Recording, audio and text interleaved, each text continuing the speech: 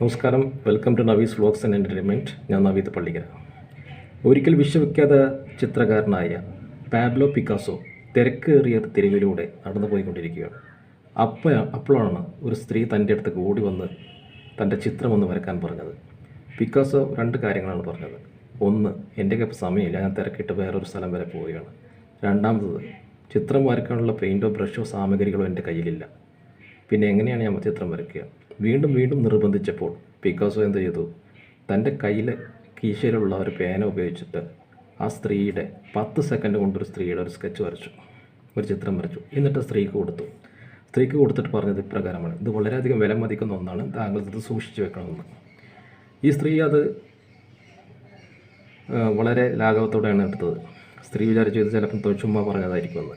പിന്നീട് ആ സ്ത്രീ ആ 10 സെക്കൻഡ് കൊണ്ട് വരച്ച ആ ചിത്രം എക്സിബിഷനിൽ പ്രദർശിച്ചപ്പോൾ അത് വൻ തുകയ്ക്കാണ് വിറ്റുപോയത്. അവിടുന്ന് കുറേ ദിവസങ്ങൾക്ക് ശേഷം പിക്കാസോയെ വീണ്ടും ഈ സ്ത്രീ കാണുകയാണ്.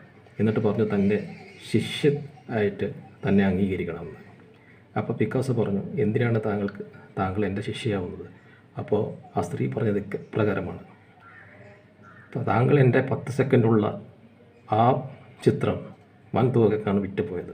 താങ്കൾ വരച്ച ആ ചിത്രം, താങ്കളുടെ ശിഷ്യയായിട്ട് എന്നെ എടുക്കുകയാണെങ്കിൽ താങ്കളിൽ നിന്നും എനിക്ക് ഒരുപാട് പഠിക്കാൻ പറ്റും.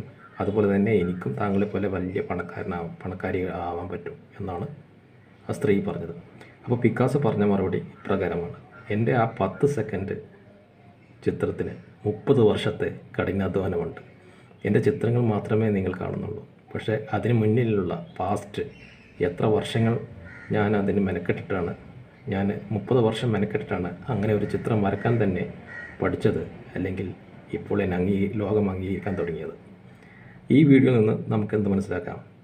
വിജയങ്ങൾ ഒരു സുപ്രഭാതത്തിൽ ഉണ്ടാവുന്നതല്ല. അതിൻ്റെ പിന്നിലുള്ള ഹാർഡ് വർക്ക്, കഠിനാധ്വാനം, അത് ഏത് മേഖലയായാലും, ചിത്രമായാലും, ഏത് ഇൻഡസ്ട്രി ആയാലും, ഫിലിം ഇൻഡസ്ട്രി ആയാലും, ഫുട്ബോളായാലും, ഏത് കായിക മത്സരങ്ങളായാലും, ഒരു മനുഷ്യൻ്റെ വിജയത്തിന് പിന്നിൽ ഒരുപാട് വർഷങ്ങളത്തെ ചരിത്രം പറയാനുണ്ടാവും, കഠിനാധ്വാനത്തിൻ്റെ ചരിത്രം പറയാനുണ്ടാവും. അപ്പോൾ കഠിനാധ്വാനം ചെയ്യാതെ ആരും ഒരു സുപ്രഭാതത്തിൽ വിജയിക്കുന്നില്ല എന്നുള്ളൊരു സന്ദേശമാണ് ഞാൻ ഈ വീഡിയോയിലൂടെ നിങ്ങളുമായി പങ്കുവെക്കാൻ ആഗ്രഹിക്കുന്നത്.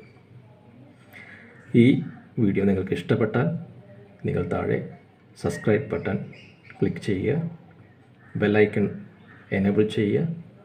അതുപോലെ തന്നെ ഈ ഒരു സന്ദേശം നിങ്ങൾക്ക് മറ്റുള്ളവർക്ക് കൂടി ഉപകാരപ്രദമാവുന്നു എന്ന് തോന്നുന്നുണ്ടെങ്കിൽ ഷെയർ ചെയ്യുക. ഇനിയും പുതിയ വീഡിയോസുമായിട്ട് ഞാൻ വരുന്നതായിരിക്കും. Till then, signing off, Naveed Pallikkara. Thank U.